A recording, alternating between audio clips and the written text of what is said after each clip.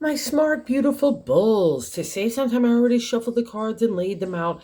I'm using a Celtic 10 card spread that allows me to look at past, present, and future influences for the week. And as always, I'll be teaching the tarot through each card so you not only receive your message, but you start to build your own intuitive skill sets with the relationship with the cards, because that's what this channel is all about, doing tarot for our benefit and our benefit.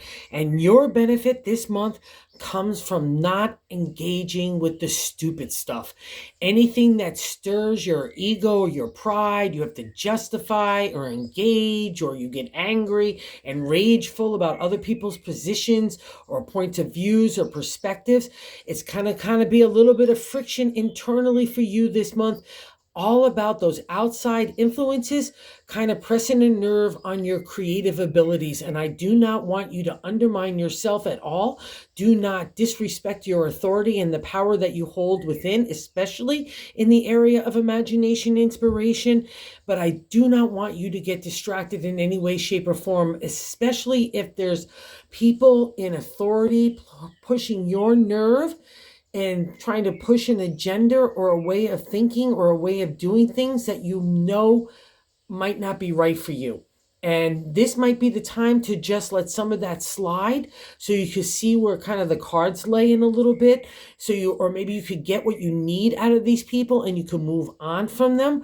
But whatever that kind of friction is, it's in your capable hands, and more importantly, in your capable mindset, because you cannot get distracted with getting engaged with stupid stuff. That's the only way I can explain the Five of Wands in that first card placement, which is the general gist for the overall reading of the month, right? That first card placement. The five is good luck in tarot and numerology. But there's always conflict. There's some big to get over in tarot, and the wands are our creative energy. It's a point in the area of the minor suit of the cups. We're halfway through the journey of the suit of the cups to the minor set of 10. That's that five. It wants to have us reevaluate where we're putting our energy and our intellect and our spirit. Is it being wasted with trying to justify stupid things that might be plucking your nerve of an ego or pride, or you're having to justify a position that you feel like you want to do? The reason why I'm kind of keep stressing this is because the Five of Wands is getting over those kind of dragons, not being engaged. Like in the Rider-Waite deck, you'll see five people holding individual wands all coming together, and they're kind of your wands, and they need to be collectively prioritized and put in an order so they're organized for you. But when we get distracted of other people's ego and other people's pride and their point of view, and they want things done their way versus your way, that's when things get really scattery. And we can't have that this month because there's so much good stuff going on. I'm just not going to have it, okay? Because it really is about the mindset. It's so funny how tarot is. I was literally just talking about this card right in a reading I was doing for someone. And I was saying how long it took me to understand it, how we can get so distracted. It is so counterproductive to creativity or being even productive. And the reason why I keep saying about the creativity and your ideas is because the crossing card in that second card position is what's blocking the energy for you kind of like not to engage in that way. Because also too, for so long, I just looked at the Five of Wands as stirring up insecurity, anxiety, and fear. And obviously it stirs up for us having to engage with something. Like we hear a comment or someone kind of wants to justify their point of view, and we're carrying that energy or that conversation all day long and nothing else gets done. That's the kind of stupid stuff that I'm talking about here. It might seem big at the moment, but it really, in the overall scope of stuff, it's really not anything to be beneficial for you. And it's kind of blocking your creative energy. That's that Two of Wands in that crossing card. And what's so beautiful about the crossing card for you is it's still your reading, and that's imagination, inspiration ready to take off after a time of emotional and spiritual maturity. And that's really reflected even in the self position of the seventh card position of the moon, which is a major arcana. So I don't want you undermining your own authority here, especially in the creative, but I will say this, okay? In the third card placement is the top of the matter in the 10 card spread. God's answer to it is the Hierophant. It's a major arcana card. It's the priest of the tarot. So I take the universal message of God and make it a material reality. So wherever you're putting spirit in any way, shape, or form and want to make something real in the real world, that's great favor. Do it with a good heart and good intention. That's a reflection of the Hierophant. And also, too, it's the teacher mentor. So let's say you're going to back to school, or you're working around people where you need to have their insight and their information, their spirit and their wisdom and experience, but it's kind of rubbing you in the wrong way, and you might be kind of feeling like you need to justify, or it's also traditions, and you might want to do things differently with that Two of Wands, and you're kind of not believing in yourself. So wherever that kind of is a reflection for yourself, Taurus, just know that at the end of the day, this is a great reading. And you really need to allow the newness to be experienced. You need to see where things flow right now for you. Yeah, traditions and all those other things and teaching, learn the things that you need to do, but don't engage in a stupid way. Don't feel like you have to justify your point of view. Let's say you're doing something and you need that teacher to teach you something, but you're going to go out and do what you need to do with it, right? Because there's new endeavors or someone's questioning the way that you're going to do stuff. You got to do you at the end of the day. You got to trust yourself, Taurus, because I'm a Taurus as well. We've got a kind of like a finger on the pulse of just humanity. So it makes us great marketers, understanders of how to sell things, understand how we have to approach things and people and situations. So wherever that's a reflection for you, you need to give it your heart, because there's a lot of heart here and a lot of stuff where we're leaving behind more BS stuff that just took up too much time of our energy, of our mindset and our spirit, because you're going to be stirring in a new way. So we got that good intention of the Hierophant. Use that for every dimension that is reflecting on you, but just most importantly, don't engage in the stupid stuff.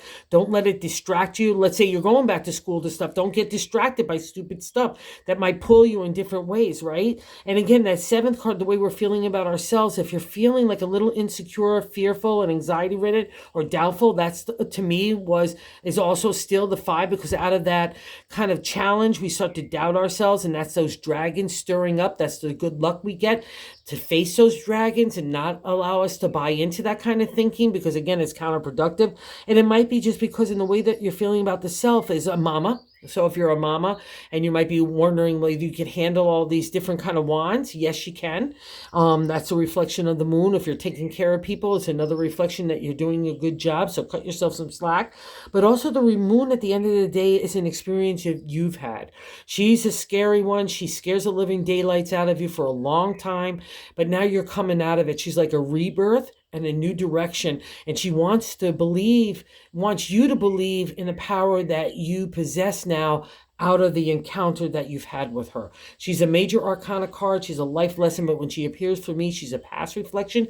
All the life lessons have already been done. It's not a small time frame. It's been a while. And she brings you into real shadowlands where you can't find your footing. You can't find anything. You can't even see.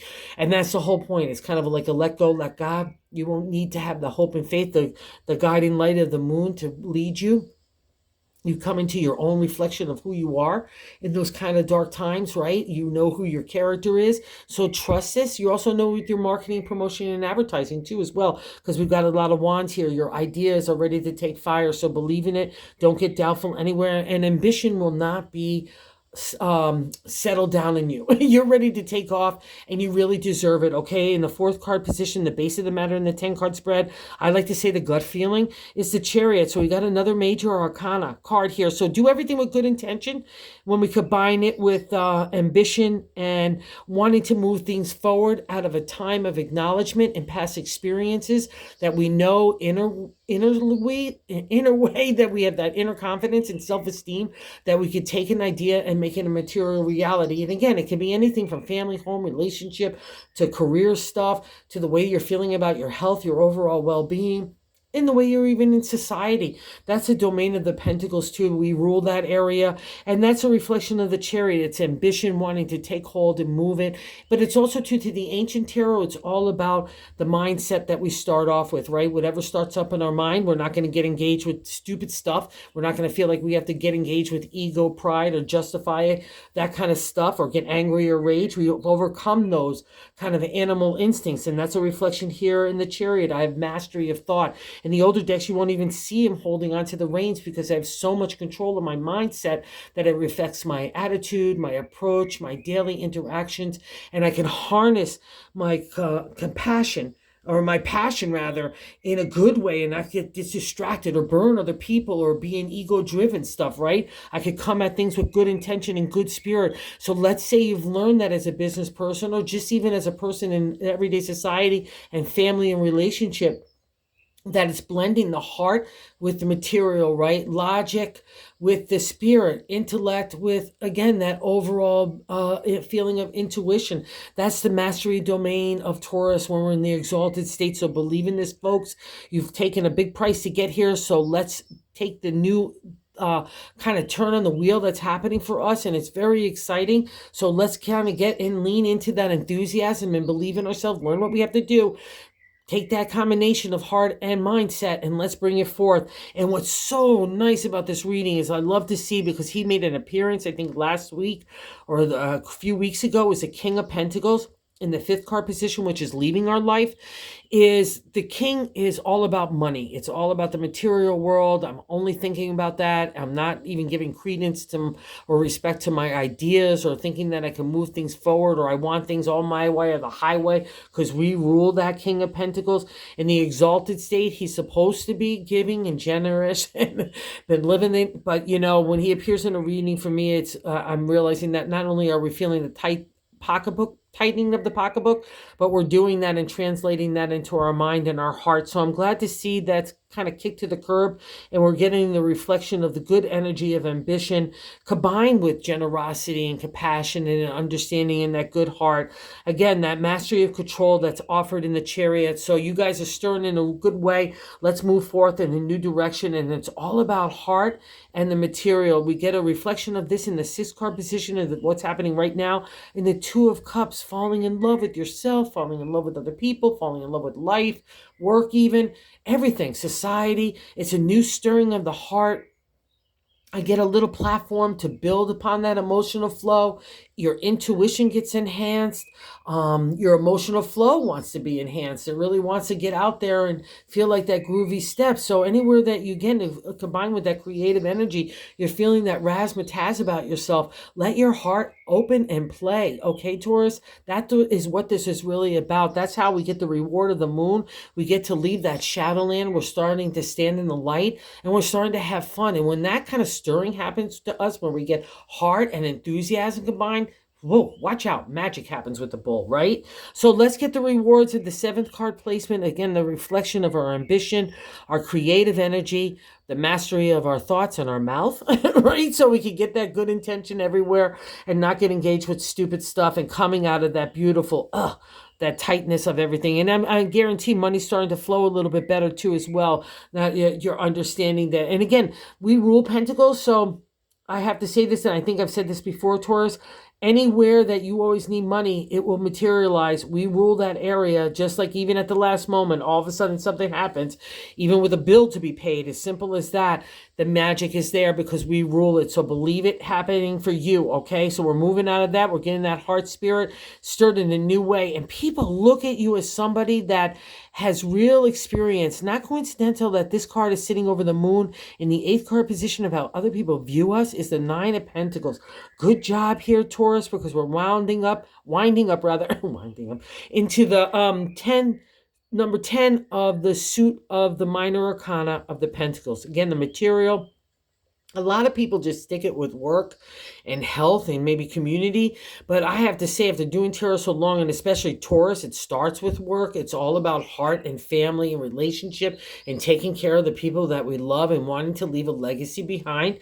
That's a reflection of the 9 of Pentacles. People look at you as someone that could take an idea and make it a material reality. Again, anywhere under the umbrella of the Pentacles. Again, we rule it. And see how all your Pentacles are there? No harm done from the journey. It's an acknowledgement state that you've got something really going on in a great way. So you need to pat yourself on the back, because this is how other people will view you.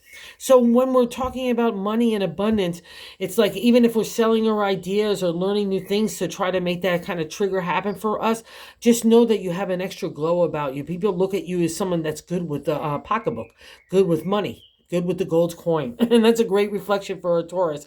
And maybe there's even a reward here too, because we get in the ninth card position of hopes and fears. Is a Six of Pentacles, a celebratory state in numerology and tarot, a platform state to say, good job here in the area of the material. Once again, we rule this area, right? It's the gift of money in tarot. So if you've gotten the gift of money, even in sweat equity, no matter the form, use it for your betterment. You know how to handle this kind of stuff right now. So don't be afraid of it too. If you need to ask, or you've been giving out money and you're wondering about whether you're going to receive it back, just know, again, that's your domain. Don't be fearful in this way. All right. Again, don't be scared about anything that you have to implement, even if it's breaking the old way of doing stuff. Don't be afraid of your own creative energy. There's a blend there that could happen that will give you a real mastery. Again, the Chariot is there for your favor, all right? And that spark in heart. So wherever that is a reflection of you, don't be afraid of money in any way, shape, or form. We rule it. It's something that we need to embrace, and that's how we get out of a state of poverty, right? That would be the King of Pentacles, in that state of thinking of abundancy and ambition and wanting to take off in new directions. It's all our domain, so we get extra favor here. And again, getting that extra dose of heart is in the 10th card, outcome card.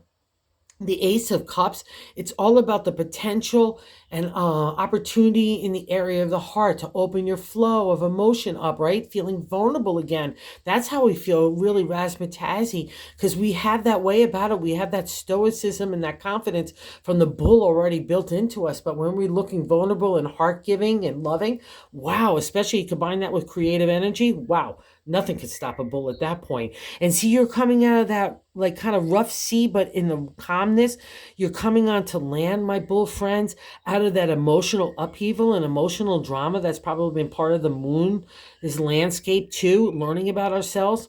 And I'll also say this, learning about how not to get engaged with stupid stuff, not to have people pluck our nerve, because they could pluck our nerve, but it's the way that we're responding to it. Even if we don't even say it, it's the way that we're carrying around that energy around with us, fighting with ourselves and our own mindset about what we would have said, or look at this person, they should be talking about me, they're doing this, blah, blah, blah. It's the stupid stuff, folks, and we know it, okay? That's been the lesson for us for a while now, so we're getting the master test.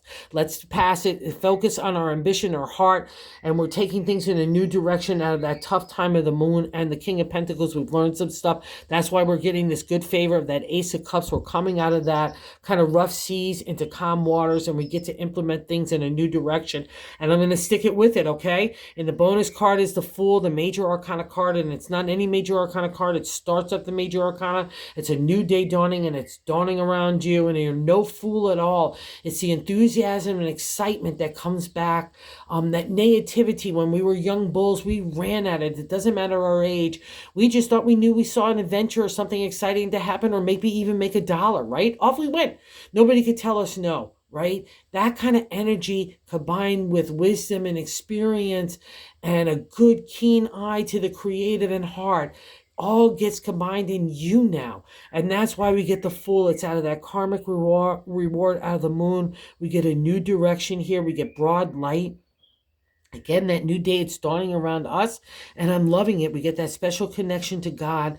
We are coming out of that cave of reflection and tarot, of spiritual and emotional maturity, that dark time, again, of the moon. It's really scary stuff, but you've done it. You've earned that reward, and there's a karmic reward. You know it's stirring you now, so don't get doubtful in any way, and most importantly, don't get distracted. So the Fool could come and take the lead and say, let's go have some fun, Taurus. It's about time. So thank you for visiting the channel, and all of you that watch, thank you, thank you, thank you. I can't say I'm so grateful. I'm just so appreciative, and especially to those of you, not especially, but everybody watching and subscribing. I just can't say thank you enough. And if you haven't subscribed, if you would consider doing so, if you like this content, we're trying to grow the channel to reach other like-minded tarot people, or just really to spread the word of tarot, because everyone can use it to their benefit. It's such a cool tool. Thanks so much, you guys.